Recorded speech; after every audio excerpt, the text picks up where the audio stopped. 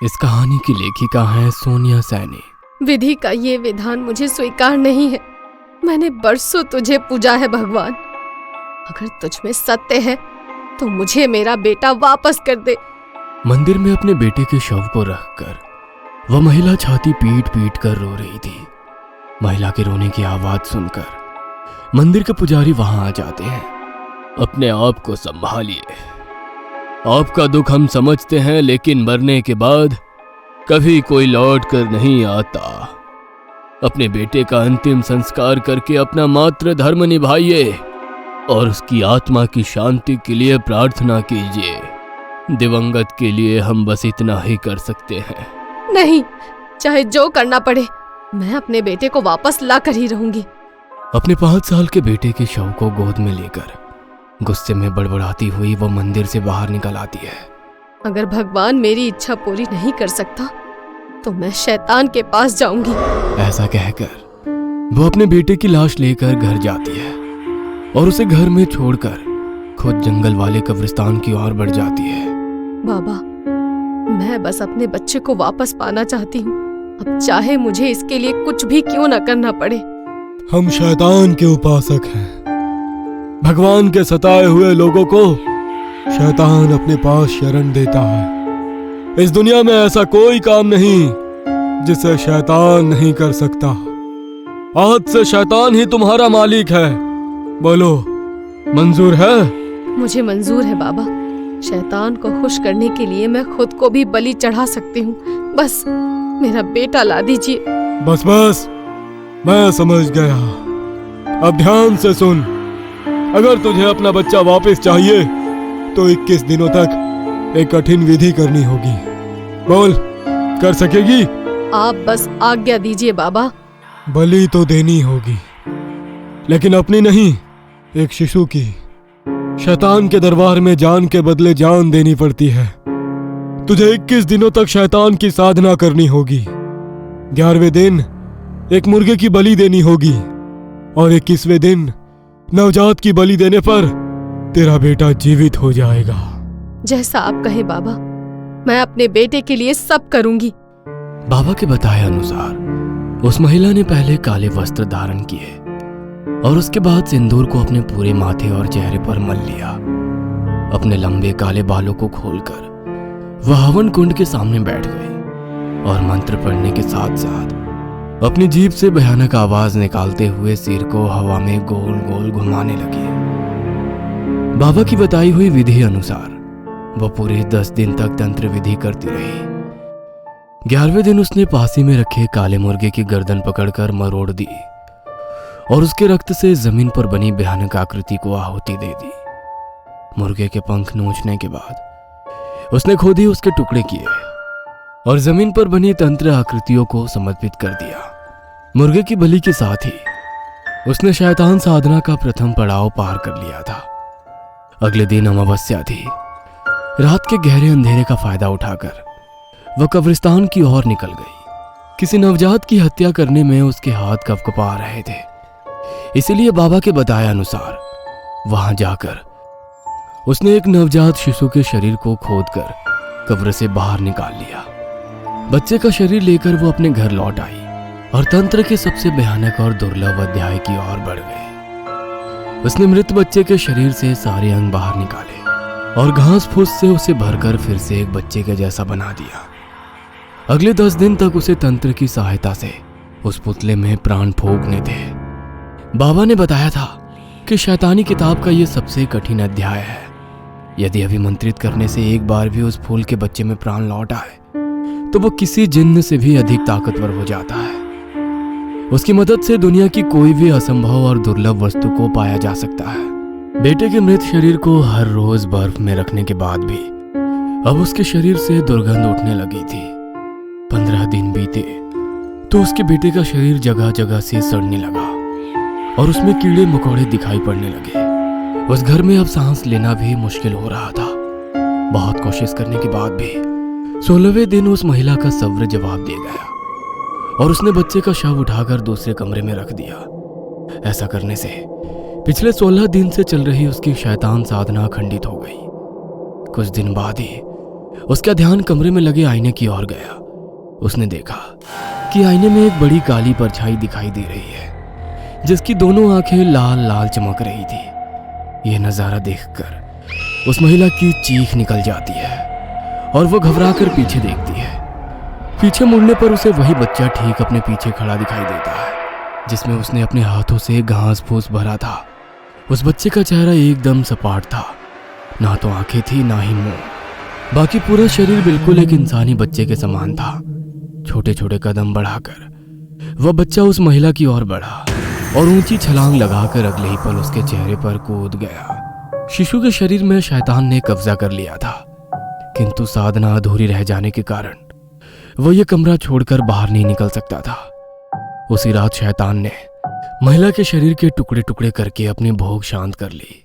शैतान ने दुनिया में आने के लिए उस महिला को छला था, किंतु साधना अधूरी रह जाने के कारण वो उस घर में कैद हो गया। यहां से बाहर निकलने के लिए अब शैतान को एक कोमल और कमजोर शरीर की जरूरत थी। इसलिए जब संजू का परिवार वहां रहने आया तो शैतान ने उसके शरीर पर अपना कब्जा कर लिया। पूर्ति और पवन का बेदर्दी से शिकार करने के बाद संजू अपने कमरे में ड्राइंग बना रही थी। इधर पंडित जी अपने गुरु बाबा चाणक्य के साथ बदहवास से दौड़ते हुए पूर्ति के घर की ओर आ रहे थे। दौड़ते हुए उनके मन में कुछ देर पहले पूर्ति को कही हुई बातें घूम रही थी।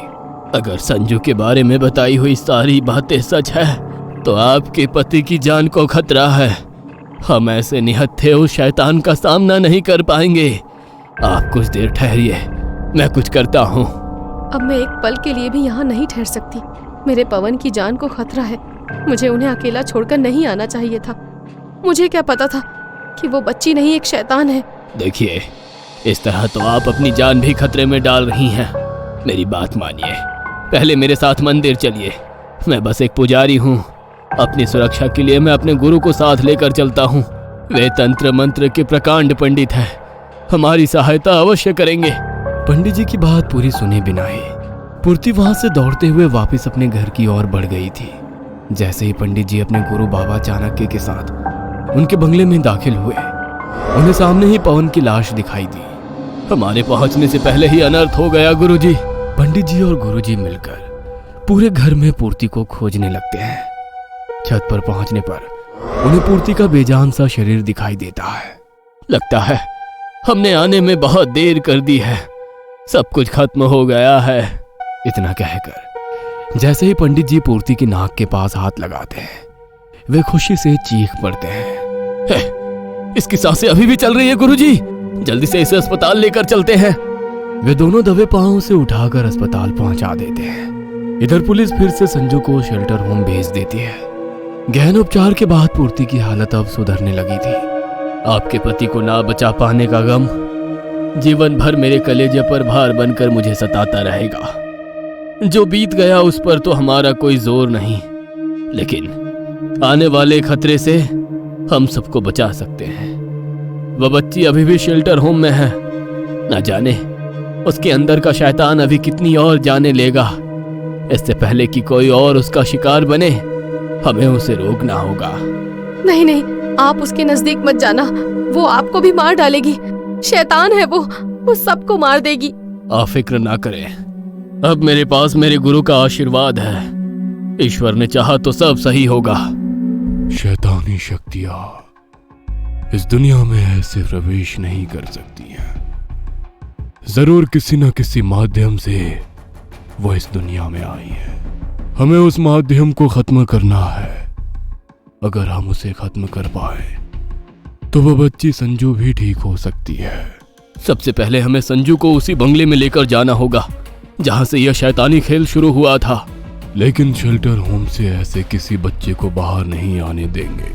पूर्ति आज भी कानूनन संजू की माँ है। एक कागज पर उनके साइन लेकर हम संजू को वहां से ला सकते हैं। पंडित जी अपनी तुलसी की माला को हाथ में पकड़े हनुमान चालीसा बोलते हुए संजू को शेल्टर होम से उसकी पुरानी हवेली में ले आते हैं। उस हवेली में पहुंचते ही संजू के चेहरे के भाव बदलने लगते हैं और उसकी आंखें लाल चमकने लगती है। वो दौड़कर तहखाने की ओर जाती है और एक छोटे से शिशु पुतले के साथ वहां से बाहर आ जाती है। एक बिन चेहरे वाले नन्हे से शिशु को संजू के साथ इस तरह से आते देखकर पंडित जी बहुत घबरा जाते हैं। ये क्या भला है गुरुजी? ये कैसा बच्चा है? यह कोई आम बच्चा नहीं है। इसे तो बहुत कठिन तंत्र साधना के साथ बनाया जाता है। अब मुझे सारी पहले समझ में आ गई है। जरूर शैतान ने इस बच्चे के माध्यम से ही इस दुनिया में आने का अपना रास्ता बनाया है। हमें इस माध्यम को खत्म करना है। इसके खत्म होते ही संजू बिल्कुल सामान्य हो जाएगी। एक बात का ख्याल रखना, संजू शैतान के कब्जे में है, इसलिए वो तुम पर हमला जरूर करेगी। अपने सुरक्षा कवच यानी कि इस लाल माला को खुद से अलग मत होने देना। हमें किसी भी तरह इस बच्चे के पुतले को आग लगानी है। पंडित जी माचिस लेकर उस पुतले की ओर बढ़ने लगते हैं। तभी संजू उनके सामने आकर खड़ी हो जाती है और डरावनी हंसी हंसते हुए गर्दन हिलाकर उन्हें मना करती है। गुरुजी, अब क्या करूं? ये संजू तो मार्ग में रुकावट बनकर खड़ी हुई है। पंडित जी की बात सुनकर गुरुजी अपने हाथों में कुछ अभिमंत्रित चावल लेकर संजू की ओर फेंकते हैं, जिससे संजू अपने चेहरे पर हाथ रखकर जोर जोर से चीखने लगती है। तुम आगे बढ़कर पुतले को आग लगाओ। संजू को मैं देखता हूं। शैतान चाहे जितना बड़ा हो, आज भी भगवान के आगे उसकी कोई औकात नहीं। डरो नहीं, निडर होकर आगे बढ़ो। गुरुजी की बात सुनकर पंडित जी तेजी से आगे बढ़ने लगते हैं। तभी एक काली भयानक सी आकृति संजू के शरीर से बाहर निकल आती है और संजू बेहोश होकर नीचे गिर जाती है। चले जाओ यहाँ से, नहीं तो तुम दोनों के शरीर के टुकड़े भी नहीं मिलेंगे किसी को। गुरुजी आंखें बंद करके तेज आवाज में भगवान बजरंगबली का स्मरण करने लगते हैं।